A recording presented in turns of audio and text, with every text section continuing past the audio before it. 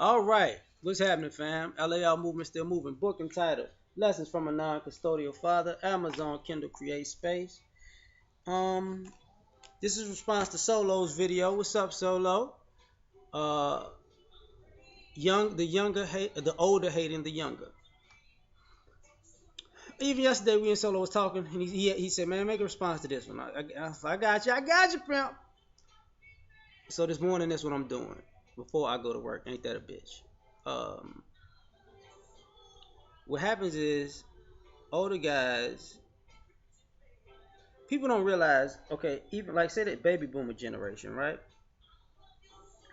You got guys who came from nothing and went to the underworld to get money. This was before the drug laws and all that shit. And you got the guys who came from well-to-do families who, when the patriarch died, everybody decided they just took the money and didn't keep up the businesses and want to ball. These people and these other the criminals were doing the same exact thing. So they all wanted the ball to get the attention of women, thus creating that whole Rick Ross story, the real Rick Ross, Freeway Rick, when he said when he was a kid he saw this drug dealer he looked at this drug dealer like he wanted to kill him, and when he became an adult he was selling drugs to this kid's mother, and the kid looked at him the same way he looked at the drug dealer when he was a kid, and he was like, that's what I become. I'm saying that to say these guys, these older guys, want their moment in the sun. And some of them have blown their moment in the sun. And the only way to try to regain it or try to get another one is to sabotage the younger generation beneath them. You know, they'll go out of their way. Some people mentor people for real, but there's a lot of guys out here trying to mentor people to hell so they could get something, so they can get over. You know, that's the same thing about the old hating the young. That's what gang culture is. These older guys who usually were gangsters and drug dealers were usually snitches and bitch ass dudes, telling the young guys to put in work so they can go to juvie, or they don't necessarily catch a felony because these guys weren't gonna put in work. They really weren't. They tell you to go across town and shoot a motherfucker from the other side when they know the motherfucker from the other side, but they ain't going because they gonna get shot. Like they want you to take the hits. You know, these older guys were like, when we talked a little bit about Steve Harvey when he came out with that book, Act Like a Lady, Think Like a Man. Basically, that whole book was telling women, the quote unquote game at the end of the day. And at the end of the day, when they soak up all this game and have all these rules, they need to get with an older man. Now, this came from an older man who, as a younger man, was fucking up royally. And he was getting pussy while he was fucking up. He was getting women while he was fucking up. He was getting married while he was fucking up. He was burning bridges and making money while he was fucking up. He was having kids while he was fucking up. And guess what? When he got older, y'all need to gravitate to guys like me, because these young guys ain't got it. Okay, so you want a carte blanche to do everything. I got you. So they do hate because they want it all, and they don't want to mentor. Think about it. Now, in other cultures, there's nepotism. You know, you pass down from father to son, you know, or family member to family member, you know, that type of thing. And if you can't find those, you find somebody in your same culture and you pass down to them. Now, I know few stories of stuff like that. There's this one that I tell y'all about. There's this barbecue business in Dallas. Everybody, I forgot the guy's name, the business's name, but everybody loved this old black man's barbecue. And everybody, the sauce stood out. Everybody knows who the guy was. He died. Before he died, he didn't have anybody to give his business to. They didn't want the business. There was another young brother that had a barbecue business. What he did was he went to the young brother before he died and he gave him the sauce recipe.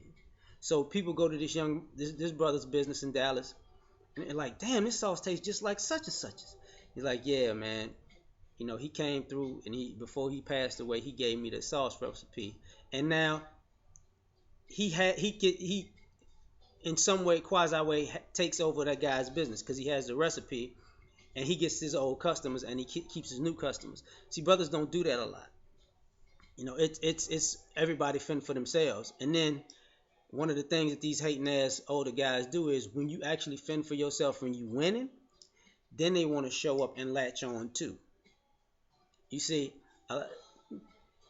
some of these guys have a thing of I'm gonna be your mentor when you're successful, but they're not necessarily being your mentor. They trying to come up on the young game to make these new moves and use their notoriety as a way to cock block or their network as a way to cock block. You know, same goes with respect. Sometimes I have an issue when the older guys, these young boys need to pick up their pants, but you never ask the older man, what if these young boys pick up their pants? Have you ever walked up to a young boy and said, do you know your size? What are you, about a 32, 33? What you, about a 34, 36? What are you? And they never ask that question because everybody knows a lot of people that are sagging don't know what the fuck their pant size is. But these brothers never go out of their way to say, let me interact with these brothers. I did a video recently about the political, how black politicians has failed us. And I said I was inspired by something. It was a video where these young brothers in New Orleans walked up on one of the councilmen. And he was like, bruh, when you walk in this, when the white boys walk in this building, they go back to their community and give they other white people the game of what's going on in this building. You don't bring you take your black ass in here all the time, but you don't come back to the hood and tell us what's going on in this building. You gone. You don't give us the game. You leave us out here to fend for ourselves. That's how that video came about, because that's what happens a lot. And these older men say, these brothers need to learn on their own. And to some of these older guys' offense, some of them, that's actually how they had to learn, on the fly. So then some of them are still learning on the fly and they just dismissive. Not a good thing to do, but they're not paying attention. And some of these guys are straight up haters because they're not dismissive. They just don't want other people to be successful. Just like our current president. It's a lot of black people who were the special token Negro that don't like him because guess what? Now they're not the special token Negro in the room no more. So they hate him. This happens in numerous ways. But the thing about this is, this is an old country thing. You take care of your kids when they're young, they're going to take care of you when you old. This is why a lot of older black men are on their own.